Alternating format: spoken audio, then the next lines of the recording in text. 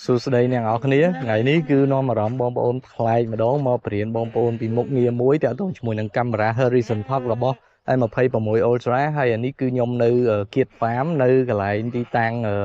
កសិដ្ឋានគៀប farm អញ្ចឹងថ្ងៃនេះគឺចង់បង្ហាញបងប្អូនពីមុខងារ horizontal lock ដែលយើងធ្វើចាណាអញ្ចឹងជាធម្មតាឥឡូវនេះគឺបងប្អូនឃើញថាខ្ញុំនៅកាមេរ៉ាអញ្ចឹងដើម្បីបើកមុខងារហ្នឹងធម្មតាបើសិនជាបងប្អូនថតធម្មតាអានេះវាវិលយ៉ាងឃើញទេវាវិលចាវាវិលអញ្ចឹងណាឧទាហរណ៍បងប្អូនមើលរូបណាអញ្ចឹងវាធម្មតាវាវិលអញ្ចឹងអូខេអញ្ចឹងឥឡូវនេះគឺខ្ញុំមកបើក horizontal lock ឥឡូវខ្ញុំសុំ screen recording មួយបាទអញ្ចឹងខ្ញុំសុំ screen recording មួយអញ្ចឹងដើម្បីបើកមុខងារ horizontal lock ហ្នឹងគឺបងប្អូនគ្រាន់តែចូលទៅកន្លែងនេះបាទចូលទៅកន្លែងខាងលើនេះបងប្អូនឃើញអារូបនេះមនុស្សហ្នឹងណារូបមនុស្សបងប្អូនបន្ទាប់មក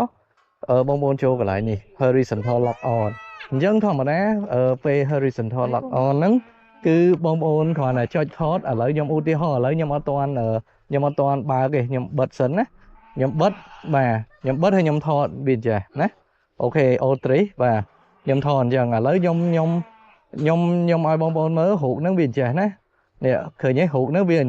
វីដេអូហ្នឹងអញ្ចឹងឥឡូវខ្ញុំបើក horizontal lock on បាទតោះមកខ្ញុំថតបាទខ្ញុំថតអូខេឥឡូវខ្ញុំថតហើយអញ្ចឹងឥឡូវនេះខ្ញុំធ្វើអញ្ចឹងក៏វាអត់វិលដែរវាអត់វិលទៅណាទេបាទ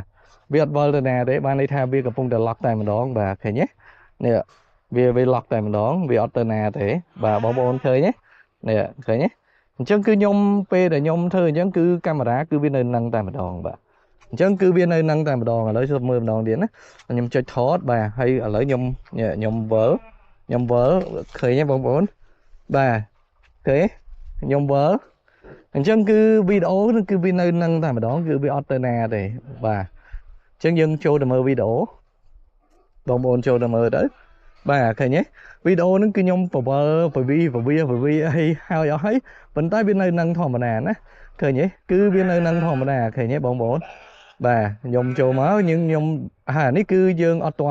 ន់បើកឃើញទេអញ្ចឹងឧទាហរណ៍យើងពេលដែលយើងបើកឧទាហរណ៍យើងបើកអាហ្នឹងហើយគឺយើងចុចអានេះទៅហើយបន្ទាប់មកយើងបវលនេះគឺទៅណាក៏បានដែរអត់មានទៅណាទេណាបវលចេះចុះឡើងគឺវានៅនឹងធម្មតាវានៅនឹងថ្កល់នៅនឹងតែម្ដងអានេះគឺមុខងារ horizontal lock បងប្អូនហើយមុខងារនេះគឺមានតែនៅលើ M26 Ultra ទេបច្ចុប្បន្នរបស់ Samsung ហ្នឹងណាអញ្ចឹងបងប្អូនអាចសាកល្បងបានសម្រាប់បងប្អូនប្រើ M26 Ultra បើសិនជាបងប្អូនចង់សាកល្បងគឺអាចធ្វើតាមនឹងបានវីដេអូថ្ងៃនេះតែប៉ុណ្្នឹងឯងអរគុណនេះគឺជាអារម្មណ៍ថ្មីគឺនៅក្រៅនៅគៀប farm បាទអញ្ចឹងខ្ញុំអរគុណបងប្អូនដែលបានទស្សនាវីដេអូហ្នឹងហើយកុំភ្លេចជួយ subscribe channel YouTube Galaxy Tips KA ម្នាក់មួយផងហើយជួបគ្នានៅក្នុងវីដេអូក្រោយបាទបាយបាយ